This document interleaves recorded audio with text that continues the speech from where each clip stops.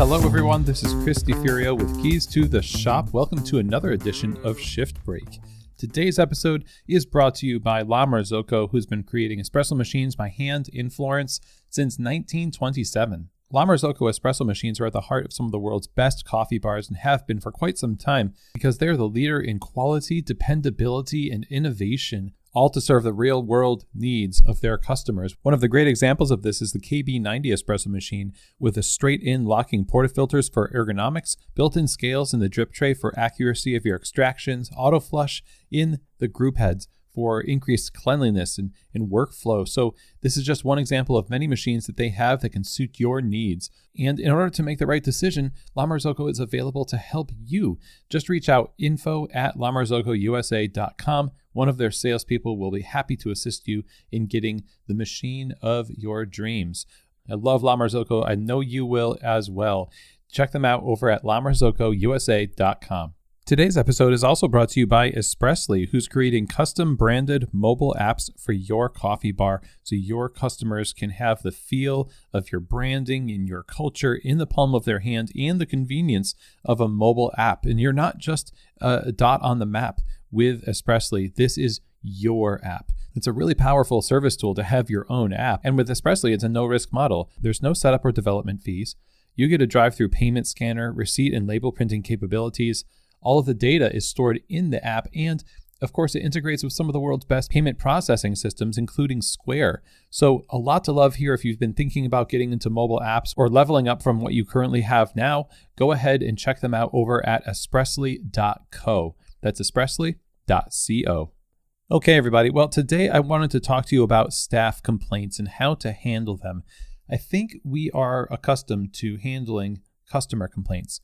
We are a service industry, and the person or people that we serve are the customers.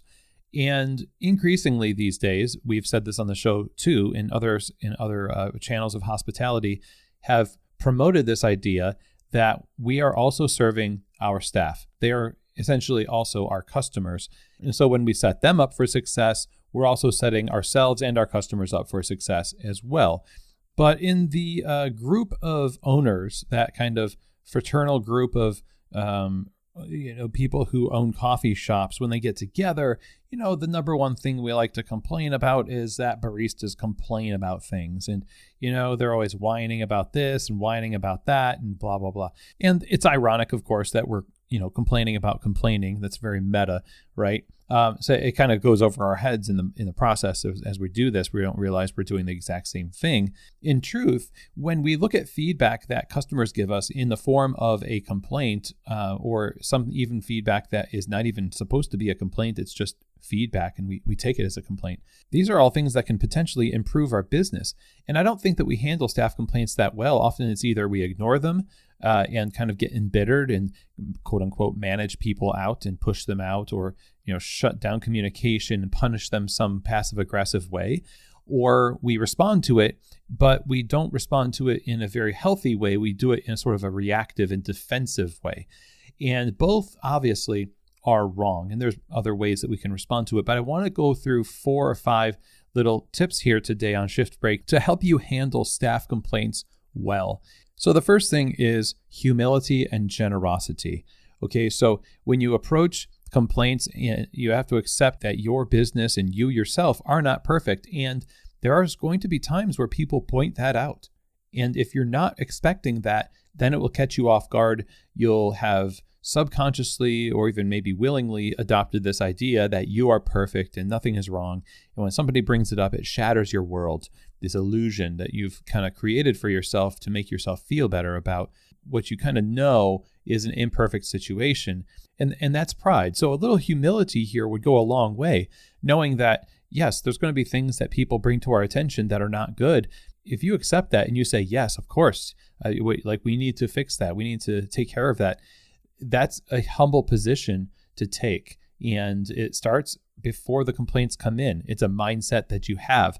Another mindset of generosity, or maybe just this idea of charitable assumption, is where you assume that the person who's telling you these things is doing so in good faith. And for the most part, people are doing it that way, even though you might get triggered by the way that they bring it up because it wasn't to your liking. It wasn't wrapped up in a bow the way that you usually like people to communicate with you. You can't expect everybody to simply acquiesce to the exact, formula of how you like feedback to come to you, especially in your position. You've got to have a generous and charitable assumption about even the most prickly way that complaints come in, because most likely there's going to be some truth to it, okay? So that's the first thing, humility and generosity, or charitable assumption. The second thing to help you handle staff complaints is you have to have the skill of being able to regularly communicate and follow up with people. This is something that is constantly a problem in coffee shops. We assume that everybody knows, or they should know, this, that, and the other thing, but we don't really confirm it. We don't have systems in place to ensure that regular, meaningful, substantial communication happens on a regular basis. And so what ends up happening is, if you do receive feedback from a staff member, if you don't have good communication already as a habit in a system to help you be consistent with it, you're just going to forget about it. And for a staff member to bring something up to you, sometimes it's going to take a lot for them to do that. And they really want to maybe improve things, and they come to you with this. They may have been thinking about it for a long time, and they've mustered up the courage to do so.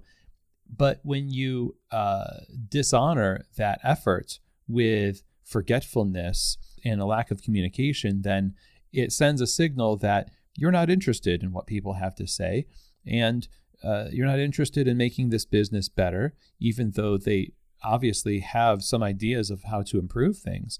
So building up your communication systems, how you follow through with things, how you follow up with people after initial communication, setting up that system is really critical. Now, the other thing that you need to keep in mind is limitations. Not every staff complaint can actually be resolved. There are some things that you are just limited to. The classic example would be if somebody has a complaint about the bar, in that they don't particularly like the grinder that you chose to use on your bar. Now, that was an expensive grinder, and they have an idea of maybe what would be a better grinder. Even if you did have the cash on hand to do that, that cash may already have been spoken for by something that you're already working on.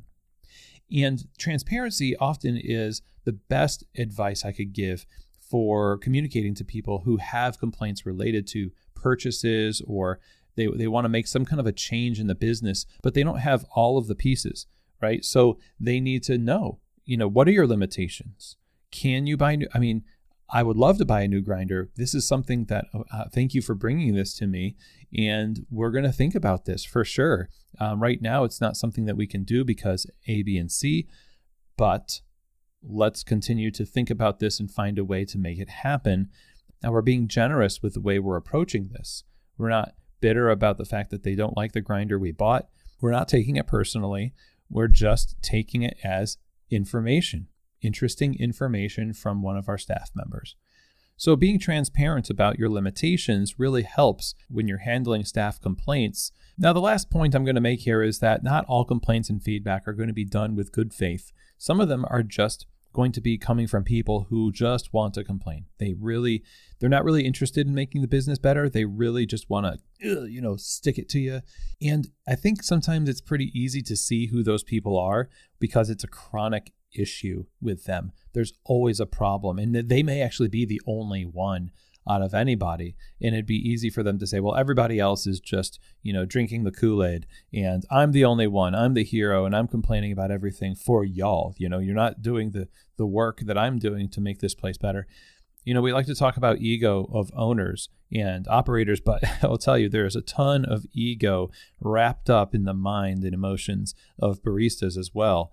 And it'd be tempting when you get this kind of feedback from somebody, these complaints from that particular person, to just say, well, I'm just going to think of this as the default for complaints and feedback, and broad brush all baristas who have complaints are like this person. They just have a chronic problem. They want to stick it to me because I'm the owner and I'm evil and whatever else. And I think that's where we get in trouble. We can deal with that chronic complainer in different ways with the same kind of tactics we were just talking about. If it doesn't work, then you have to make decisions about that person and what they're doing to the culture of the coffee bar. And you can have real heart-to-heart talks with them about their behavior, because those types of people often are not just relegating their complaints to one-on-one meetings with you. They're just trying to spread malcontent all over the place.